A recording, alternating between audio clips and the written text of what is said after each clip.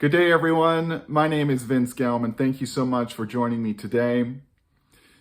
I'd like to carry on where I left off a few videos ago, speaking about the increase in polarization on the planet. There's an increase in polarization of the consciousness on the planet. It is very clear. It is very obvious. It is palpable. And it's palpable when we see our so-called leaders using more and more divisive rhetoric. They're using the word extremists more. They want to call certain groups, certain factions, certain individuals extremists. Carrying forward from what's been going on for the last couple of years around using language like white supremacist, misogynist, racist. They want to continue with this language so that they can create a clear us and them, a clear us versus them. They want to create a clear pariah, a clear outcast, a clear you don't belong and you're a threat. You're a threat to our democracy. So this is what happened in Nazi Germany. The Jews were the clear pariah. In Europe in the 16th century, the witches were the clear pariah. The tactics going far back in time have been the use of violence, shaming, and silencing. Violence, shaming, and silencing. And we see that. We see that taking place. And we see how that has taken place going back in time.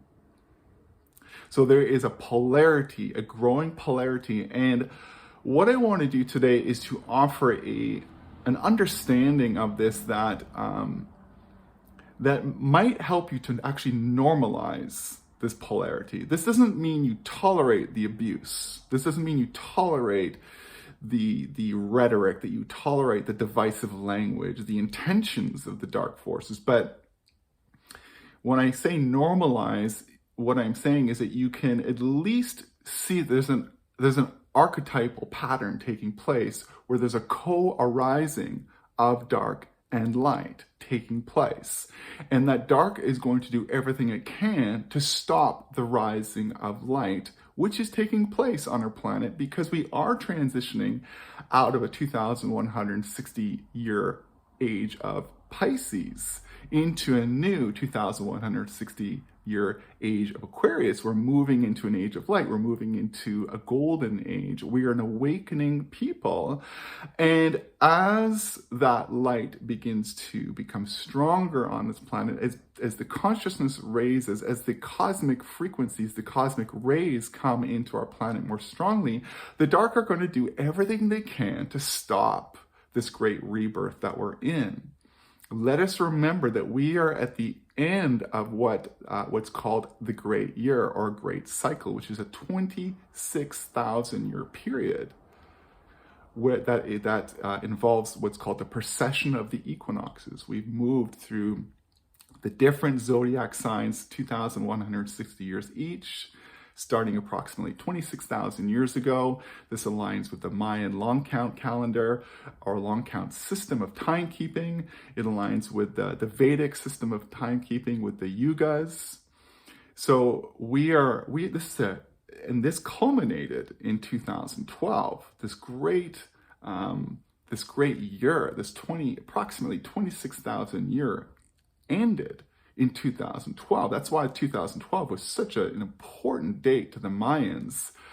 That was no small date. That was no small date. We're talking about a great ending, a great time of renewal, a great time of rebirth. And so this is an extraordinary lifetime that we're in right now. It's so much bigger than we can possibly understand. And the Mayans knew it. They prophetically knew it. The Hopi have known it as well. So this is a monumental lifetime to be in, and the dark forces know this, and they've been preparing for a long time to do whatever they can to stop this rebirth. They want to stop the age of light because light is the greatest threat. Light is their greatest threat. And so they must do everything they can to stop it. Now, I'd like to give you an example that I'm sure you can relate to so that you can better understand how this works on the inside how this macrocosmic pattern of dark and light co-rising actually happens within each one of us. So let's go into that right now. I want you to imagine that you're someone who has a hard time speaking your truth. You're someone that avoids difficult conversations. You don't want to get into messy conversations. You don't want any possibility of conflict. You do everything you can to dance around that possibility, to circumvent it. You play small. You keep your voice inside. Okay, now that only works for so long, as we know.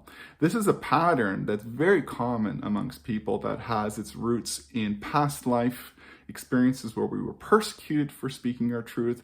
It has its roots in adverse childhood experiences where we were punished for speaking up, for being too exuberant, too much of our wondrous, beautiful, excited, bubbly, childlike self. There's many things that contribute to why we would have a hard time speaking up. And I've written about that, and I might have create another video that goes into that more deeply. But this is a very common pattern. I've seen enough of it in my client work, in my healing practice. So, and this is actually what causes some people to have patterns of caretaking and pleasing, of giving way too much, of being totally out of balance in that sense, because they're afraid to actually speak their truth. And so instead of saying what's uncomfortable, they just continue pleasing. And by pleasing and by caretaking, it's actually a way that they can avoid saying the hard truths that need to be said. And if we keep stuffing down those hard truths, if we keep avoiding what needs to be said, that can create different kinds of health problems, because that's related to an old trauma that needs resolution, that's crying out for some love. So let's say that you finally, after avoiding this for a long time, you realize it's time to, or you're considering that it's time to have a conversation with someone, a conversation you don't want to have, but you know you just need to have it because you just can't keep avoiding it, that the consequences are just becoming too unbearable, the consequences of not speaking up. And so you begin to consider it. You begin to think, maybe I just need to muster up the courage to have this conversation. Now, what's going to begin to happen in you when you begin to consider that possibility? Well, you have an ego in you that I'm going to call the imbalanced ego, because there is a healthy, balanced ego, and there's an imbalanced ego that leans towards negativity. The imbalanced ego is likely going to start speaking up at that moment and telling you all the sound reasons why you should not speak up. So part of the reasoning will be to do with the reaction you're going to get from that person, and part of the reasoning will be to do with how that imbalanced ego perceives you to be. So in terms of the other person, the imbalanced ego may say, they're going to reject you, they're going to insult you, they're going to turn their back on you, they're going to hurt you if you speak up. So the imbalanced ego is going to start painting all these negative possibilities. If you speak up, you're going to lose the relationship. It's going to make things so much worse. And in terms of the imbalanced ego's opinion of you, it might say, who are you to speak up? You're not good enough. You're not worthy. You can't do this. You don't know what to say. You'll make a mess out of this. Right? So it'll demean you, diminish you. The other tactic that it might use is to distract you. It might say, oh, look, you need to check your email, or why don't you just go and watch this movie? It'll find little subtle ways to distract you so that you don't, maybe I just need to do this instead. Yeah, I'll go do that instead. And so it takes us away from that possibility. So the ego is very sly. It is very cunning, and it's brilliant actually at what it does. It's brilliant. It's a very intelligent system that is there to keep us playing small, stay with it, to keep us in the comfort zone, to keep us in what's familiar, and to keep us seemingly safe. Seemingly safe. Now remember that as children or in past lives, we actually learned that it was safer to keep our mouths shut, because if we did speak out too much, it could lead to some sort of negative consequence. So we had an ego that evolved from that then continues to play a role of protector, in a way, of trying to keep us small so that we avoid different consequences. So in a way, the ego is helping, but it's not really helping, because we're an adult now and we're no longer at home.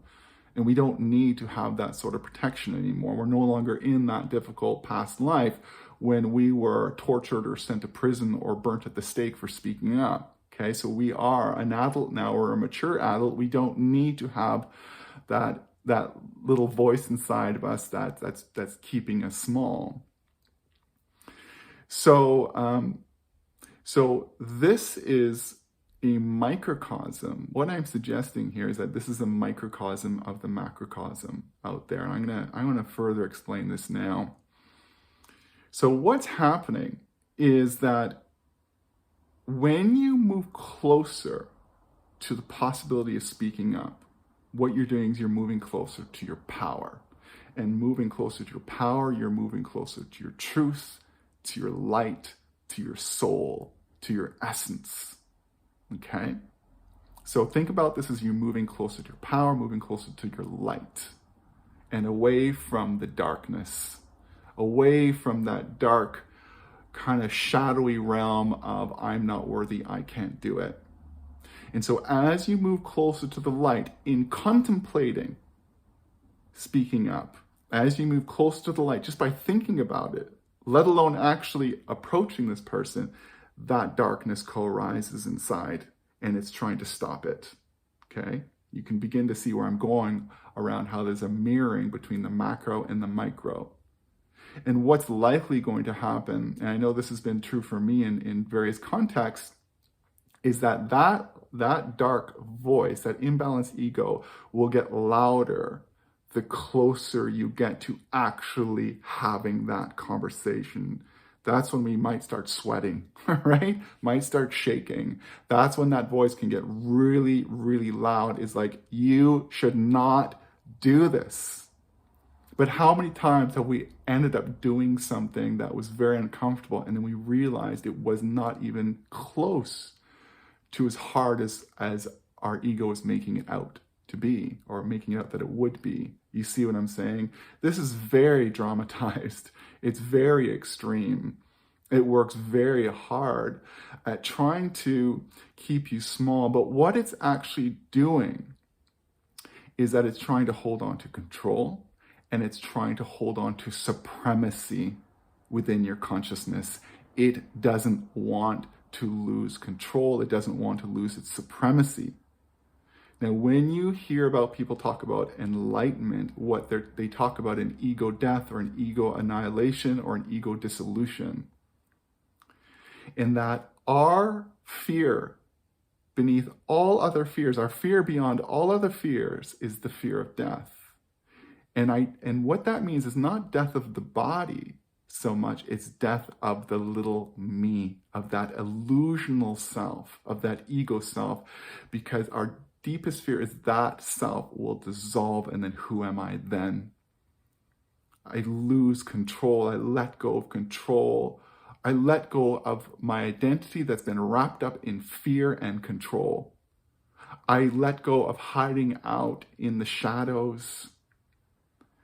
And so this is one way to understand the evolutionary journey, is that we are learning to evolve out of those shadows of fear, out of the shadows of the ego. And the ego is like a teacher that is showing us fear and helping us understand fear. And it is providing a level of resistance so that we can have something to work with and to evolve with and evolve out of, right?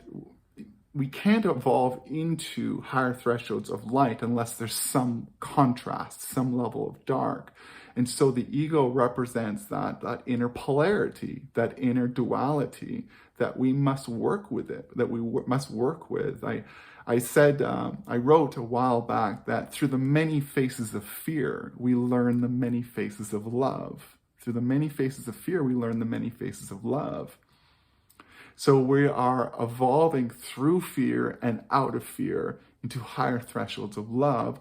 But this means evolving and learning and growing through the realm of contrast, through the realm of polarity.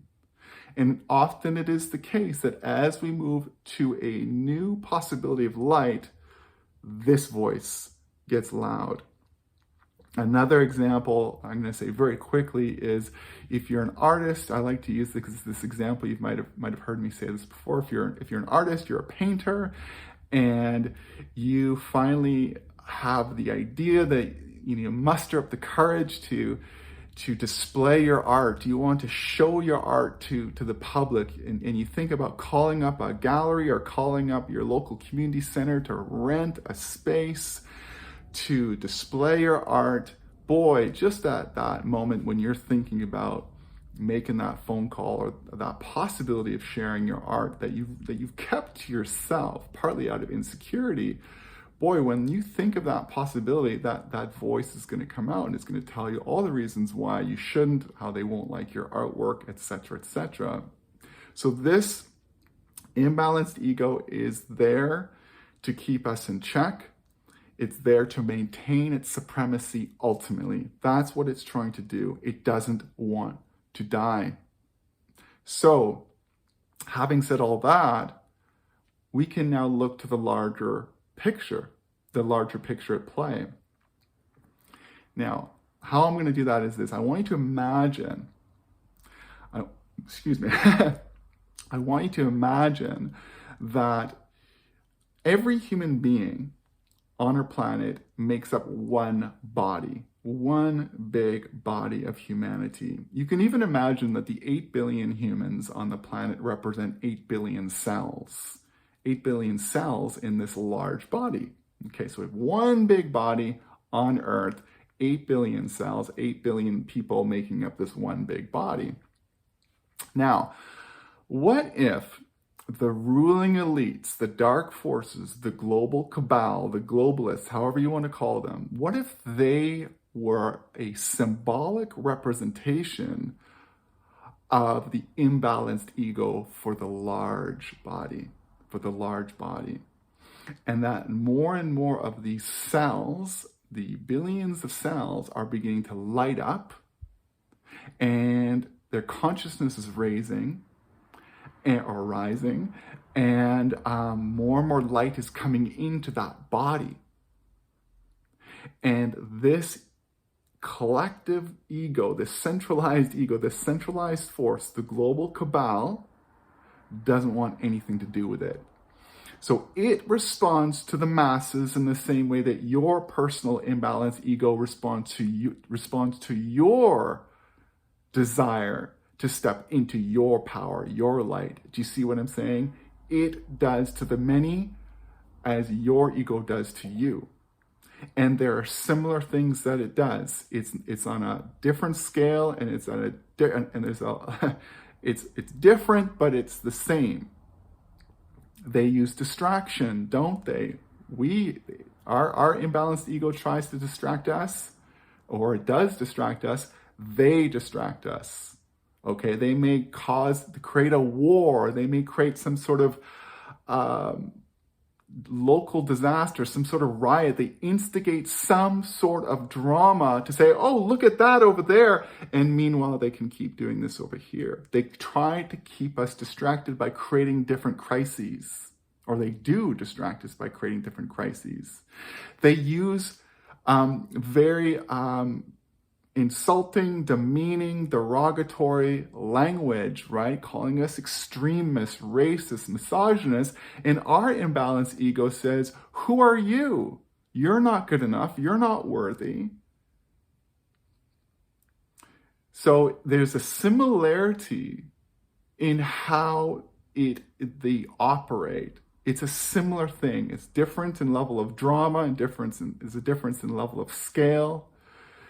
But there's a way that they want both the inner and the outer egos want to hold on to control, and they're going to do whatever they can to make us feel like we're not empowered. They want to disempower us. They want to disempower us. They want us to remain small. They want us to be dependent on them. When we look at what's happening in the world right now and we see the globalists hijacking our food supply, they plan to create a universal basic income. They want us to become increasingly a disempowered people who are dependent on them. They want us to be weakened and dependent. That's what happens inside with our own inner dictator authoritarian model. With our ego, our imbalanced ego, it wants us to be dependent on it. It wants us to be enslaved to it. It wants us to listen to what it has to say, and it wants us to follow its orders so that it can hold on to supremacy and we remain disempowered. I mean, if we keep listening to that voice inside that says, no, don't speak up because this will happen, or don't show your art because no one will like it and you're just not that good enough.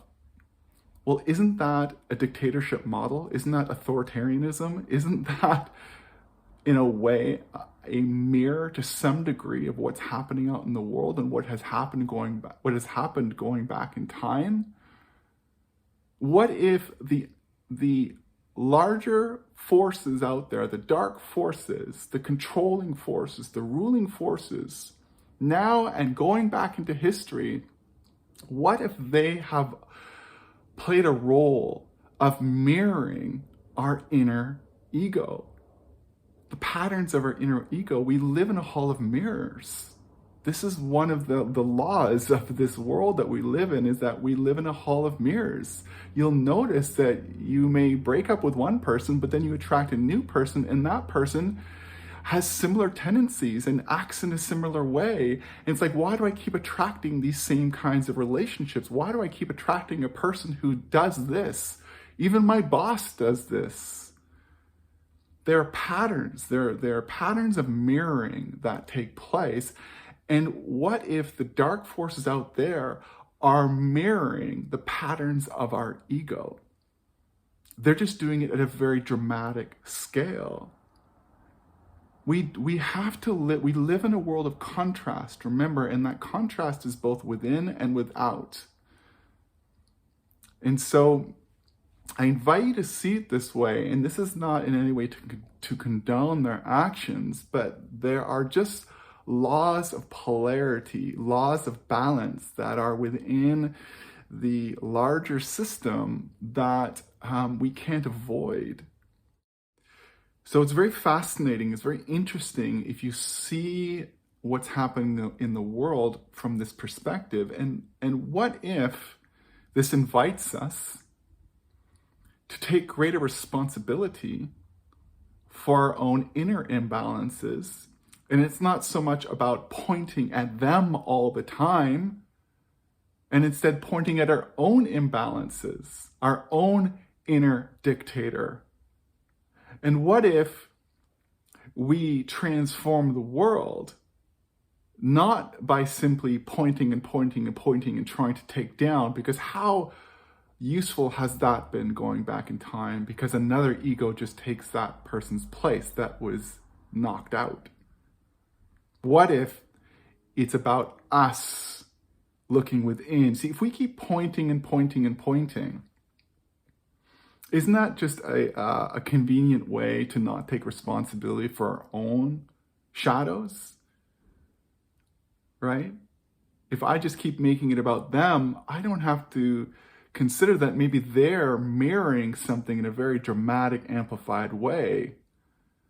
They're mirroring something for me to look at within myself, and that I transform the dark out there by transforming the dark within. And maybe if enough people transform the dark within, there won't need to be such a amplified collective ego mirroring it back. Because what is there to mirror if there's more and more light? What happens to the mirror if we change? If enough of us change, doesn't the mirror have to change? Again, what if there's simply a balance, an amplified, exaggerated, centralized balance for all the darkness, all the shadows, all the egos of the billions within the planet? This is our responsibility now, everyone. This is our responsibility. There's many people who call themselves awake, who think the solution is to take them down. And I'm not saying that they shouldn't be held accountable. They will be held accountable. If not by human beings, they'll be held accountable by God, by the Divine Mother. But there are many people who call themselves awake, who thinks that solving things is about taking them down. Again, it's very convenient to point, because if you point, you don't have to point this way. If you point that way, you don't have to point at you. If you point that way, you don't need to do the vulnerable, courageous inner work inside. You don't need to do the work, and that's why you're here. You're here to do the work.